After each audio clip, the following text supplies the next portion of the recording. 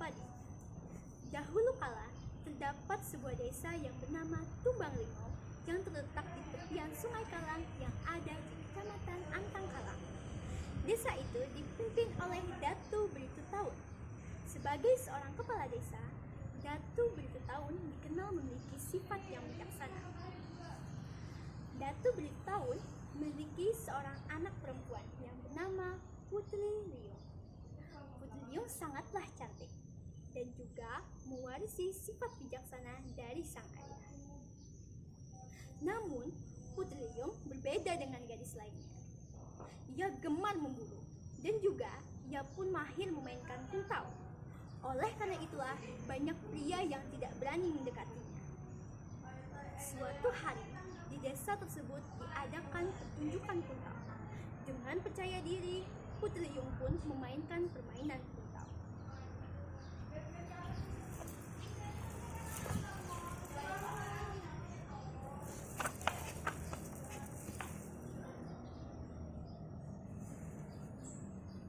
Para penduduk desa terkagum-kagum melihatnya.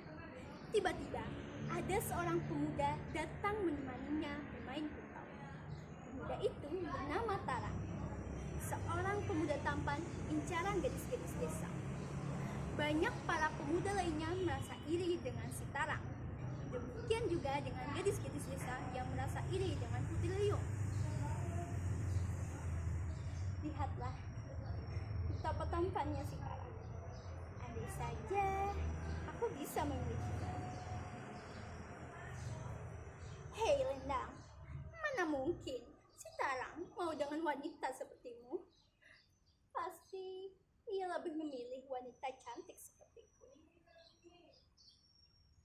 Tarang yang merasa dirinya menjadi incaran para gadis-gadis desa memanfaatkan ketampanannya itu untuk mempermainkan gadis-gadis desa. Namun, bukan Tarang saja yang berlaku buruk. Para penduduk desa lainnya mulai meninggalkan ajaran yang benar. Banyak yang berani memadu kasih tanpa perkawinan yang sah, perampasan hak milik, dan permusuhan dengan alasan yang sepele. Tahun demi tahun terlewati, ulah penduduk desa semakin menjadi. Desa itu dihantam cobaan yang kian berat. Kemarau yang tak kunjung selesai, hutan-hutan banyak terbakar, sungai-sungai tiada berair, dan tanaman tidak dapat tumbuh. Datu Beritu Taun selaku pemimpin sudah merasakan hal tidak enak yang menghantuinya selama 3 hari di dalam. Dia selalu bermimpi perintah untuk mengorbankan satu nyawa untuk dijadikan persembahan. Mau tak mau, keesokan harinya ia pun menyampaikan hal tersebut kepada para penduduk desa. Namun, sayang sekali, tidak ada yang berani mengajukan. Beberapa hari kemudian, ketika ada upacara adat di desa, tanpa disangka-sangka, sesuatu mengejutkan terjadi. Tahu ini tidak mudah, tapi bagaimana lagi?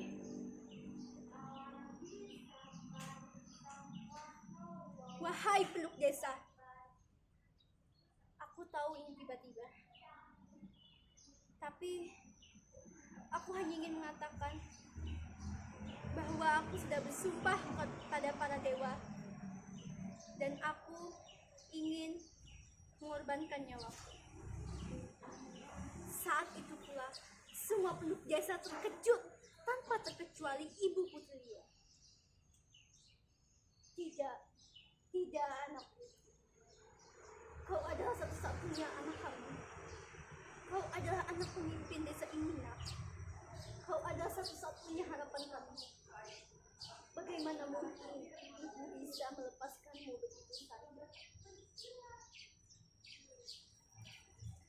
Aku tahu, Bu, ini memang sulit. Tapi mau bagaimana lagi? Inilah satu-satunya jalan yang bisa kulakukan. Namun, tidak sedikit pula yang beranggapan bahwa Putri Liung hanya mencari perhatian. Kalau Putri Liung hanya mencari perhatian saja. Hei, jangan seperti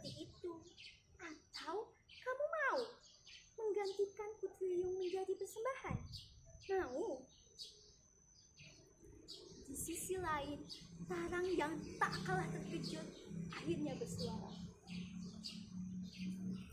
Tidak, tidak Putri Liung. Harusnya aku yang mengorbankan nyawaku. Aku telah banyak berbuat salah kepada para penduduk desa. Jika aku masih hidup, aku hanya akan merugikan mereka. Jadi, biarkan aku yang mengorbankan nyawaku. Tidak, Tarang. Kau bisa berubah untuk menjadi lebih baik. Sedangkan aku sudah bersumpah kepada para dewa. Jadi, biarkan aku yang mengorbankan nyawaku. Apa Umay relakan Liung pergi? Liung tahu ini sulit.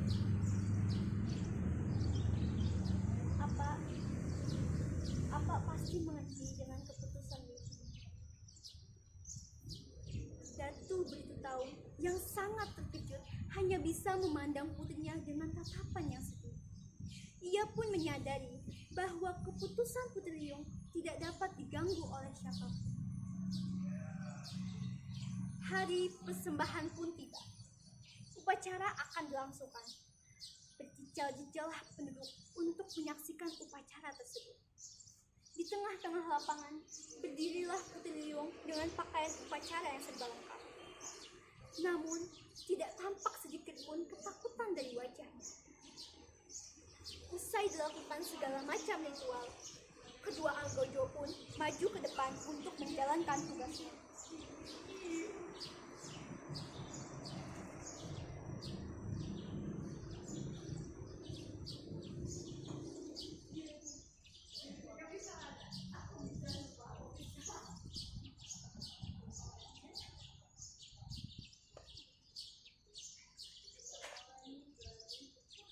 Tiada terdengar jerit sedikit pun. Wajahnya tetap berseri-seri. Sedangkan badan dan darah pun telah jatuh di atas pangkuan ibu pertiwi.